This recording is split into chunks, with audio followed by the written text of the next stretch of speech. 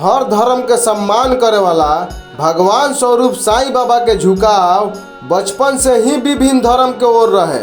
कबो कौनो एक धर्म के प्रति साईं बाबा के एक निष्ठ आस्था ना रहे।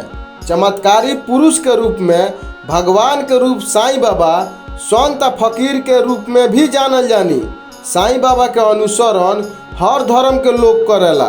पूरा दुनिया में साईं बाबा के आस्था भक्ति के एक व्यक्ति के रूप में जानल जाला। साईं बाबा के जन्म स्वयं एक इंसान के ही रूप में भई रहे। भगवान के पूजन करे खातिर दिया जलावल जरूरी होला। साईं बाबा के दिया जलावे के साथ साथ रउआ घर आ कार्यस्थल के अंदर आभा के शुद्ध करे खातिर अगरबत्ती भी जला सकतानी। साईं बाबा संसार के हर मनुष्य के एक ही बात बतौले बानी, सबका मालिक एक है, परंतु सब लोग ये बात के समझ ना पावेला आ नादानी करे लागेला। धर्म के ठेकेदार बने खातिर इंसान के हाथे इंसानियत के कत्ल करावे लागेला।